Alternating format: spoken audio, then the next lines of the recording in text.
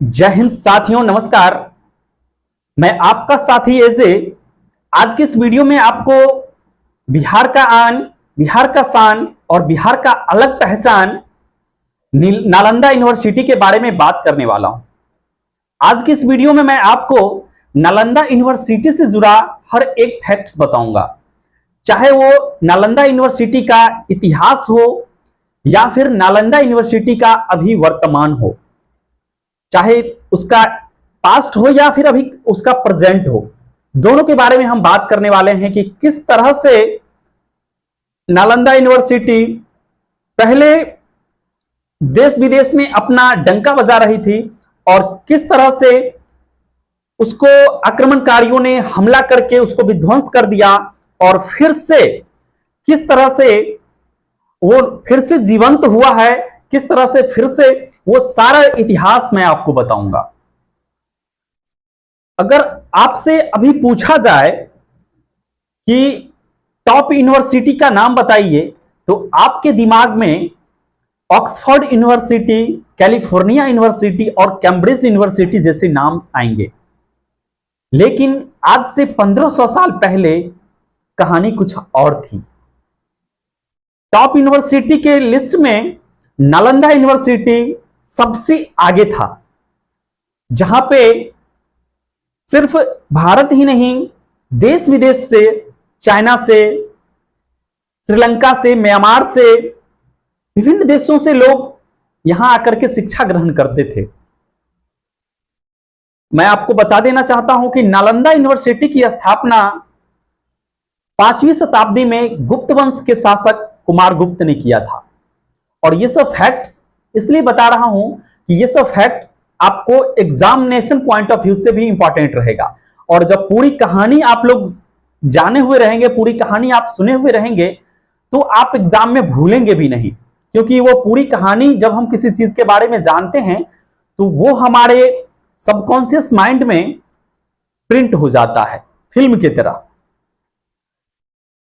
तो नालंदा 3 शब्द के संयोजन से मिलकर के बना था, ना, आलम और दा, मतलब एक ऐसा उपहार जिसकी कोई सीमा ना हो। ऐसा माना जाता है कि नालंदा यूनिवर्सिटी जिस जमीन पे बनाया गया, उस जमीन पे पहले आम का बगीचा था और 500 व्यापारियों ने गौतम बुद्ध जी को वो जमीन दान में दिया, जिसपे नालंदा यूनिवर्सिटी बनाया गया। 5वीं शताब्दी से लेकर के 13वीं शताब्दी तक उसमें शिक्षा दीक्षा चलता रहा और वह शिक्षा का एक प्रमुख केंद्र बना रहा। लेकिन वहां सबसे पहला आक्रमण हुन के शासक मिहिर कुल ने किया। उसके बाद उसका मरम्मत स्कंदगुप्त ने करवा दिया और फिर शिक्षा दीक्षा फिर पहले की तरह चलने लगा। फिर उसके बाद दूसरा बार आक्रमण गौरव ने किया और उसको भी मरम्मत करवा दिया हर्षवर्धन ने, और फिर शिक्षा दीक्षा वो चलता रहा। लेकिन सबसे विध्वंसकारी हमला मोहम्मद गोरी के जनरल बख्तियार खिलजी ने किया। उसके बाद जब उसने हमला किया, उसके बाद से नालंदा यूनिवर्सिटी धुएं में समा गया।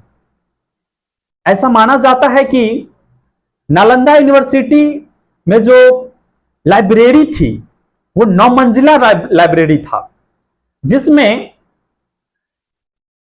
लगभग 1-2 लाख नहीं, 10-20 लाख भी नहीं, लगभग 90 लाख पुस्तकों का, 90 लाख बुक्स का संग्रह था उसमें। और ऐसा माना जाता है कि जब बख्तियार खिलजी ने उसको जलाया तो पूरे 3 महीने तक वो किताब जलता रहा और नालंदा यूनिवर्सिटी का पहचान धुएं में समाता रहा। इसके बाद वो यूनिवर्सिटी एक खंडहर की तरह पड़ा रहा। लेकिन और फिर इसके बाद 21वीं शताब्दी में honourable prime minister Narendra Modi ji के द्वारा और बिहार के मुख्यमंत्री नीतीश कुमार जी के अथक प्रयास से नालंदा यूनिवर्सिटी को फिर से वो पुराना जलवा बिखेरने के लिए रेडी कर दिया गया। आप लोग वीडियो में देख रहे हैं कि किस तरह से वो खंडहर था और किस तरह से फिर से चमकता दमकता नालंदा यूनिवर्सिटी तैयार हो गया। आप यूं कह सकते हैं कि Nalanda university is back. Nalanda university अब फिर से वापस आ गया है, जहां पे दो बहुत भव्य और आकर्षक गेट हैं, 40 क्लासरूम्स हैं, प्लेसमेंट हॉल बनाया गया है, मीटिंग हॉल बनाया गया है, डिस्कशन हॉल बनाया गया है और फैकल्टी ऑफिस बनाया गया है, लेबोरेटरी बनाया गया है, ऑडिटोरियम बनाया गया है, गेस्ट हाउस बनाया गया है। सारा कुछ अब फिर से पहले की तरह चमकता दमकता आपको देखने को मिलेगा। तो अगर आपको मौका मिले तो आप जरूर आइए, नालंदा यूनिवर्सिटी घूमिए और यहां के इतिहास को जानिए, आपको बहुत अच्छा लगेगा। तो पूरा वीडियो देखने के लिए आपको बहुत बहुत धन्यवाद। उम्मीद करते हैं कि आपको हमारा यह वीडियो इंफॉर्मेटिव लगा होगा।